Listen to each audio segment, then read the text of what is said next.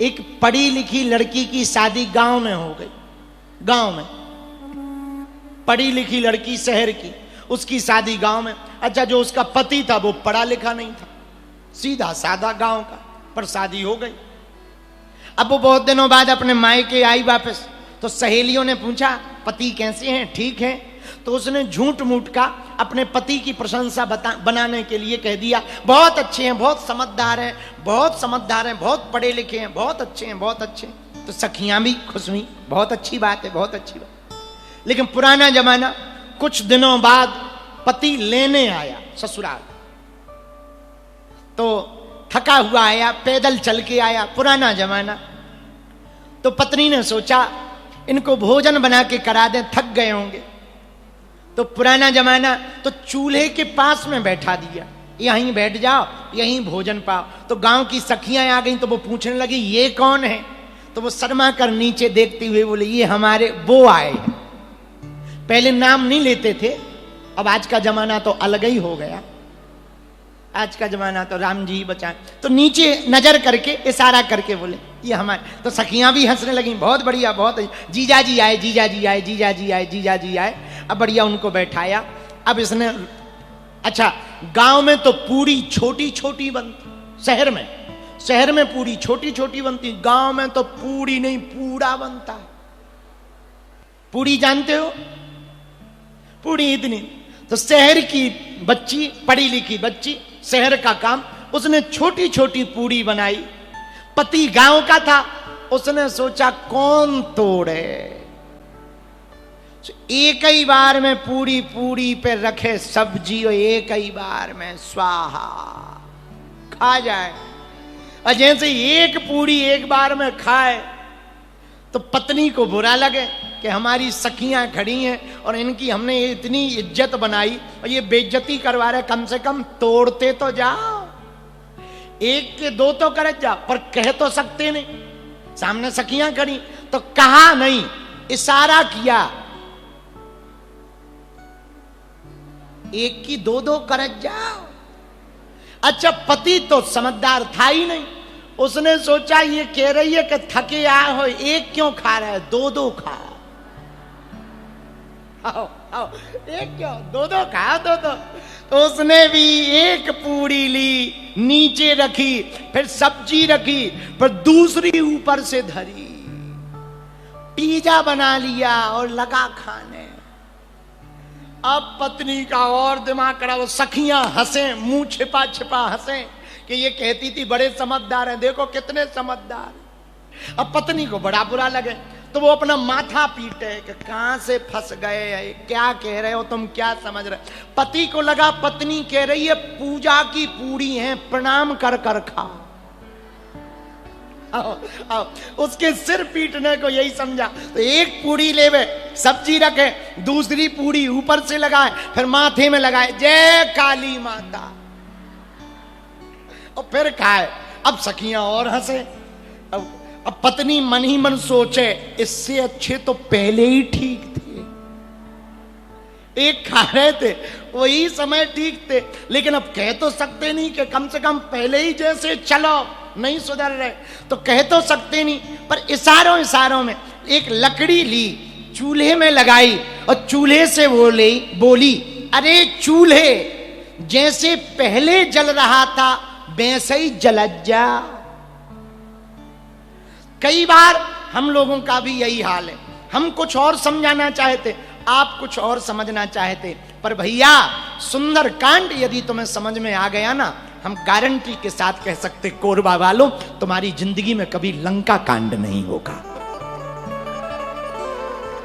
हाँ, हनुमान जी का सुंदर कांड समझ में आ गया ना, तो लंका कांड जाने की आवश्यकता ना पड़ेगी, सुंदर कांड में ही जय जय हो जाएगी। बोलो हनुमान जी महाराज की जय हो। आहा, अब हनुमान जी महाराज लंका की यात्रा करते हैं। बार बार रघु वीर संभारी, तर क्यों पवन तनय बल भारी। हनुमान जी का बार बार स्मरण किया और स्मरण करके बड़े वेग के साथ हनुमान जी उछले और जैसे ही उछले तो एक पैर नीचे मारा पर्वत में।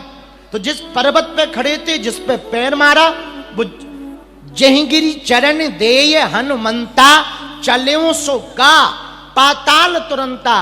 वो पर्वत तो नीचे चला गया, पर हनुमान जी ऊपर उड़ने लगे। अब हनुमान जी लंका जाने लगे। लंका जा रहे हैं तो चल कैसे रहे, जरा ये वर्णन देखो गोस्वामी जी ने जो लिखा। हनुमान जी लंका कैसे गए? जिमि अमोघे रघुपति करबाना, जिमि अमोघे रघुपति करबाना, यही भांति चलो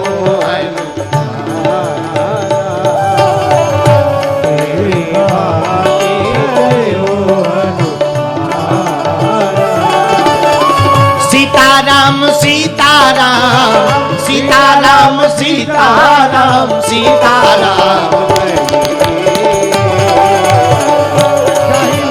राजा राम राजा राम, राजा राम राजा राम राजा राम। आहा, तुलसीदास जी कहते हैं भैया हनुमान जी जब लंका जाने लगे तो ऐसे नहीं लग रहा है कि हनुमान जी उड़ रहे। बोले फिर कैसे लग रहे? कैसे लगे? बोले जिमि अमोघ रघुपति करबाना, जैसे राम जी का अमोघ बाण जा रहा हो, हनुमान जी भी वैसे ही जा रहे। बोलो सीताराम, जोर से बोलो और जोर से बोलो। यहां पर एक बात बोले पागलो कह दो, बोलो कहो बोलो भैया। जो अपने हृदय में राम जी को धारण कर लेगा उसकी जिंदगी में सफलता की रफ्तार बस या ट्रेन जैसी नहीं होगी, रॉकेट जैसी होगी। हाँ हाँ, जो राम जी को हृदय में रख लेगा वो सफलता इतनी जल्दी पाएगा, इतनी जल्दी पाएगा, किसी को समझ में नहीं आएगा कि कब क्या हो गया। लेकिन एक बात याद रखना, सफलता पा लेने के बाद ये मत सोचना कि हमने पाई है, ये समझना भगवान ने कृपा की है तब मिली है, वरना डूबते भी भगवान। अच्छा सुनो, थोड़ा सा भी अभिमान आ जाए भगवान जल्दी ठिकाने लगा देते हैं। बोलो सीताराम, ऐसे समझो, खुद नहीं सुनाई देती है और इनकी हंसी। आहा, हम कितनों करोड़ों की बात कह दें,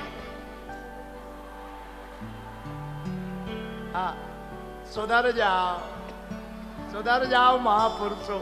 ओ पापी कर ले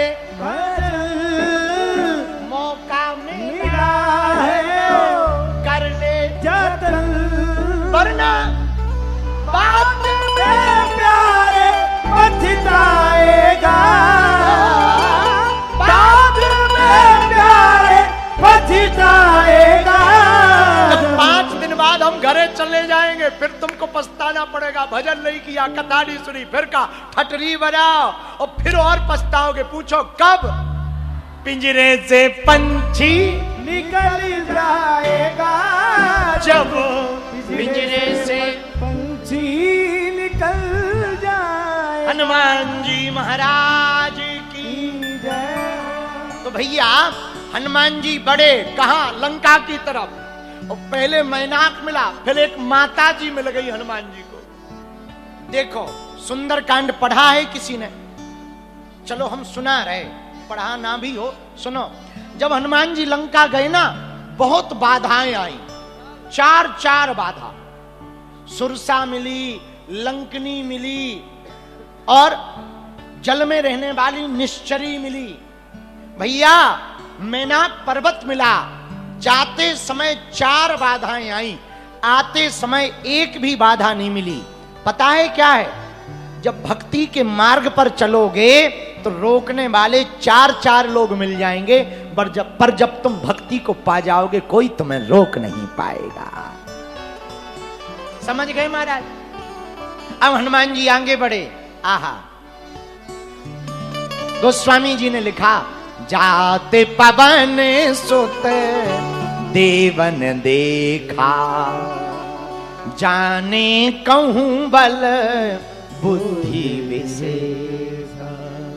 सुरसा नाम अहिन की माता, पठिन आए कही तही बाता। सुरसा नाम की माता जी हनुमान जी के पास आके बोली, रुको रुको रुको रुको रुको। हनुमान जी बोले, माता जी साइड हो जाओ, हमें जाने दो। अरे रुको रुको। हनुमान जी बोले, क्यों रुके? सुरसा माता बोली, आज सुरन मोही दीन आज देवताओं ने हमको भोजन दिया है। हनुमान जी बोले, कौन सा? सुरसा माता बोली, तुम ही हो हमारा भोजन। हनुमान जी बोले, हम समोसा हैं क्या? है? हम समोसा हैं जो खाओगी? अरे हम रामदूत हैं, हमें काहे को खाओगी? तो सुरसा नाम की माता जी बोली, हनुमान हमारा प्रण था, हम कोई हष्ट पुष्ट आदमी का भोजन करेंगे। देवताओं ने भेज दिया कि इनको खा लो, हम खाने आए हैं, रुको हमारी भूख को दूर करो, आ जाओ आ जाओ आ जाओ। हनुमान जी बोले, माता जी एक बात कहें? कहो। आप हमें खा लेना, अभी नहीं। राम काज करी फिर मैं आबो, सीता कहे सुधी प्रभु ही सुनावो। जब हम राम जी का काम करें, सीता जी की खबर राम जी को दे दें, फिर आप करना क्या? आप हमको खा जाना। तब तब वदन पैठियों आई, सत्य कहूं मुहि जान दे माई। मां मैं सत्य कह रहा हूं, फिर आप हमें खा लेना, हम चले जाएंगे, हम खप जाएंगे, पर मां पहले राम जी का काम पूरा कर लेने दो। पता है सुरसा माता क्या बोली? ना, हम इतनी देर इंतजार नहीं कर सकते, अभी खाएंगे इसी वक्त। हनुमान जी ने सोचा अब कोई उपाय नहीं, ये मान ही नहीं रही। अच्छा चलो माता जी खाओ। तो क्या किया? सुरसा माता ने अपना मुंह बढ़ाया, मुख बड़ा किया। हनुमान जी ने सोचा इन्होंने मुंह बढ़ाया, हम अपना शरीर बड़ा कर लेते तो काम बन जाएगा। जो जन भरते ही बदनु पसारा, कपितनु कीन है दुगन विस्तार। एक योजन का मुख किया सुरसा ने, हनुमान जी ने डबल कर लिया। हाँ, 4 कोस का मुंह फैलाया, हनुमान जी ने 8 कोस का शरीर कर लिया। और पता है क्या शरीर बड़ा करके माना? हनुमान जी ने सोचा मुंह यदि बड़ा हो, शरीर उससे डबल हो तो कैसे खाएंगी? अब हम पानी पूरी थोड़ी है कोई फोड़ के खा जाए। हाँ, हमने कई लोगों को पानी पूरी खाते देखा है, उनका मुंह नहीं खुलता। हाँ, अब वो पानी पूरी खाते हैं तो पूरा नहीं खा पाते, तो फोड़ फोड़ के ठूसते हैं। हाँ हाँ, हनुमान जी ने सोचा हमारा तन बड़ा रहेगा तो सुरसा माता खा नहीं पाएगी। अब सुरसा जी ने देखा हनुमान जी ने डबल शरीर कर लिया, तो 8 योजन का हनुमान जी ने शरीर कर लिया। तो सुरसा ने मुंह फिर बढ़ाया, 16 योजन मुख ते ही ठयऊ। 16 योजन का मुख बनाया, और जैसे ही 16 योजन का मुख बनाया तो हनुमान जी ने तुरंत पवन सुत 32 भयऊ। हनुमान जी 32 योजन के हो गए। जैसे ही 32 योजन के हुए, जस जस सुरसा बदनु बढ़ावा, हनुमान जी भी अपने रूप को जैसे जैसे सुरसा मुंह बढ़ावे, हनुमान जी रूप बढ़ावे। सुरसा ने 100 योजन ते ही आनन कीन्हा। 100 योजन का मुख खोल लिया भैया, इतना विशाल मुख बनाया 100 योजन का। हनुमान जी ने सोचा, सुरसा माता जी ने 100 योजन का मुख किया, हम यदि 200 योजन का शरीर बनाएंगे तो नाक राम जी के पास पहुंच जाएगी, कान जानकी माता के पास, और बाल पहुंच जाएंगे रावण के पास। अब शरीर बढ़ाने से फायदा नहीं है, फिर क्या? आहा, गोस्वामी जी कितना अद्भुत लिखते हैं।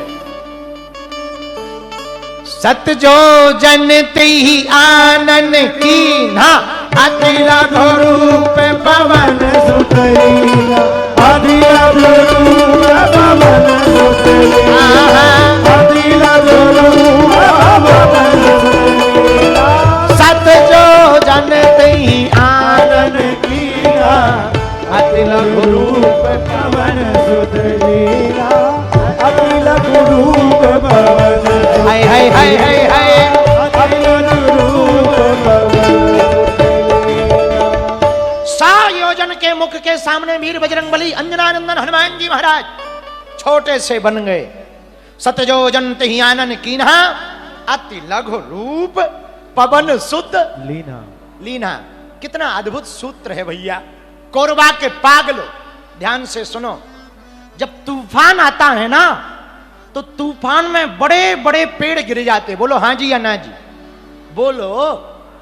गिर जाते कि नहीं महाराज जी? बड़ी बड़ी बिल्डिंगें गिर जाती। हाँ जी या ना जी? अरे बोलो ना।